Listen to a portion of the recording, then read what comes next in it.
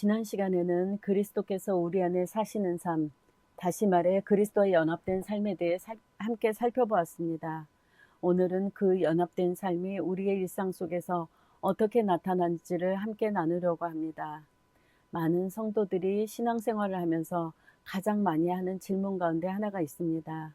하나님의 뜻이 무엇일까요?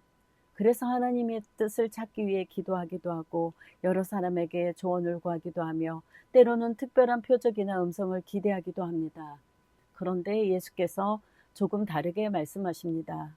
예수님은 내가 길을 알려주겠다고 말씀하지 않고 오히려 내가 곧 길이요 진리요 생명이라고 말씀하십니다.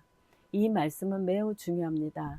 하나님은 우리에게 길만 가르쳐 주시는 분이 아니라 친히 우리의 길이 되어 주시는 분이십니다.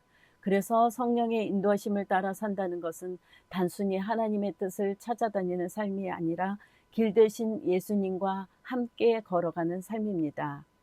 그리스도와 연합한 사람에게 성령의 인도는 특별한 사건이나 신비한 경험이 아니라 매일의 삶 속에서 자연스럽게 나타나는 하나님의 동행입니다. 오늘 강의를 통해 우리가 어떻게 성령의 인도하심을 따라 살아갈 수 있는지 함께 살펴보겠습니다. 예수께서는 내 양은 내 음성을 들으며 나는 그들을 알며 그들은 나를 따르느니라고 말씀하십니다. 이 말씀은 하나님의 자녀라면 누구나 성령의 음성을 들을 수 있다는 약속입니다. 그렇다면 성령께서 우리에게 어떻게 말씀하실까요? 성령께서는 가장 먼저 하나님의 말씀인 성경을 통해 말씀하십니다. 또한 설교를 통해 말씀하시고 믿음의 공동체와 주변 사람들의 권면을 통해서도 말씀하십니다. 때로는 우리의 마음에 평안과 감동을 주시며 하나님의 뜻을 깨닫게 하시기도 합니다. 그런데 많은 사람들이 이 생각이 내 생각인가? 하나님의 생각인가? 하며 지나치게 고민을 합니다. 물론 분별은 필요합니다. 그러나 그리스도와 연합한 사람은 이미 자기 생각과 감정과 의지가 성령의 다스림을 받고 있습니다. 그래서 하나님과 동행하는 삶이 계속될수록 성령의 인도는 특별하기나 신비한 경험이 아니라 일상 속에서 자연스럽게 경험하는 하나님의 은혜입니다. 중요한 것은 특별한 음성을 기다리는 것이 아니라 말씀 안에 거하며 하나님과 동행하는 삶을 살아가는 것입니다. 그럴 때 우리는 성령께서 우리의 삶을 어떻게 인도하시는지를 점점 더 분명하게 경험하게 됩니다. 그렇다면 우리는 성령의 음성을 어떻게 분별할 수 있을까요? 성령은 혼란을 주시는 분이 아닙니다. 하나님께서 우리를 인도하실 때에는 하나님의 성품과 뜻에 맞는 방향으로 이끌어 가십니다. 저는 성령의 인도하심을 분별할 때 4가지를 생각해 봅니다. 첫째, 하나님의 말씀에 비춰볼 때 합당한가? 둘째, 나에게 유익할 뿐 아니라 믿음을 세워주는가? 셋째, 다른 사람에게도 생명과 유익을 주는가? 넷째, 결국 하나님께 영광이 되는가? 이 4가지를 살펴보면 성령의 인도인지 아니면 내 욕심과 감정에서 나온 생각인지를 분별하는 데 큰 도움이 됩니다. 성령께서는 결코 하나님의 말씀과 반대된 방향으로 인도하지 않으십니다. 또한 다른 사람을 정죄하거나 무너뜨리는 방향으로 역사하지도 않으십니다. 성령의 인도는 언제나 사랑을 세우고 생명을 살리며 결국 하나님께 영광을 돌리는 열매로 나타납니다.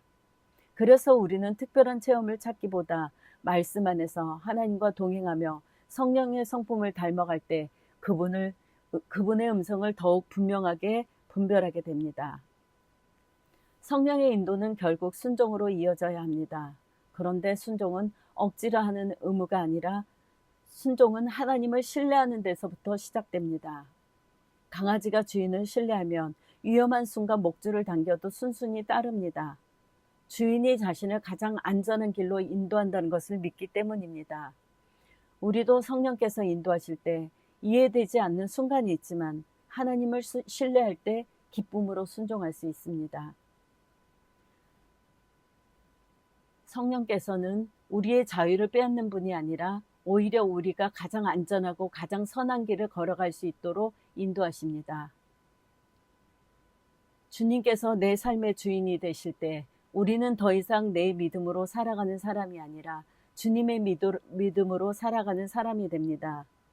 신앙생활을 하다 보면 말씀을 읽는 가운데 유난히 마음에 깊이 다가오는 말씀이 있습니다. 그 말씀이 바로 하나님께서 오늘 나에게 주시는 약속의 말씀, 레마입니다. 그런데 우리는 그 말씀을 받은 후에도 자꾸 이성과 논리로 계산하려고 합니다. 정말 가능할까? 현실적으로 될 수 있을까? 이렇게 생각하기 시작하면 의심이 찾아옵니다. 그러나 주님의 믿음으로 그 말씀을 붙들면 하나님께서 친히 그 말씀을 이루어 가십니다. 여기서 우리가 기억해야 할 것이 있습니다. 현실은 사실입니다. 그러나 진리가 아닙니다. 우리의 현실은 사실이지만 하나님의 말씀은 변하지 않는 진리입니다.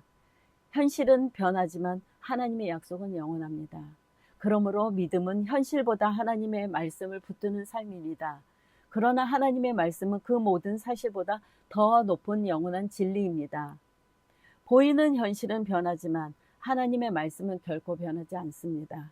그래서 믿음은 현실만 바라보는 것이 아니라 말씀의 실체이신 하나님을 바라보는 삶입니다. 아브람도 현실보다 하나님 약속을 신뢰했을 때 약속의 아들 이삭을 얻었습니다. 우리도 마찬가지입니다. 하나님께서 주신 말씀을 붙들고 기다릴 때 가장 선한 때에 하나님께서 그 말씀을 반드시 이루실 것입니다. 그러므로 우리의 믿음은 내 의지나 결심이 아니라 내 안에 살아계신 주님의 믿음으로 살아가는 삶이어야 합니다. 성령께 순종하는 삶에는 반드시 열매가 나타납니다. 가장 먼저 나타나는 열매는 평안과 기쁨입니다. 환경이 달라져서 평안한 것이 아니라 내 안에 주님께서 다스리기 때문에 평안이 찾아오는 것입니다. 그리고 하나님께서는 우리의 삶에 필요한 성령의 열매를 맺게 하십니다. 중요한 것은 우리가 열매를 만드는 것이 아니라 성령께서 우리 안에 열매를 맺으신다는 사실입니다. 이 원리는 목회 상담에서도 매우 중요합니다. 목회 상담의 목표는 내담자가 상담자를 의지하게 만드는 것이 아니라 내담자가 하나님을 만나고 성령의 인도하심을 배우며 하나님과 동행하는 삶을 살아가도록 돕는 것입니다. 그리고 회복된 한 사람이 또 다른 사람을 세우는 하나님의 동력자가 될 때 목회 상담은 비로소 열매를 맺게 됩니다. 결국 목회 상담은 사람을 변화시키는 기술이 아니라 성령께서 일하실 수 있도록 돕는 통로가 되는 사역입니다. 오늘 우리는 성령의 인도는 길을 찾는 것이 아니라 주님과 동행하는 삶이며 말씀 안에서 분별하고 신뢰로 순종할 때 성령의 열매를 맺게 된다는 것을 배웠습니다. 목회 상담의 목적도 사람을 하나님과 동행하도록 돕는 데 있습니다. 우리가 성령의 인도하심을 따라 살아갈 때 하나님께서는 우리의 삶을 통해 일하시고 우리 또한 다른 사람을 살리는 하나님의 통로가 될 것입니다. 이 5가지를 기억하시면서 삶의 현장에서 성령과 동행하는 삶을 살아가시기 바랍니다. 사랑하는 여러분, 우리는 하나님을 위해 살아가는 사람이 아니라 하나님과 함께 살아가는 사람입니다.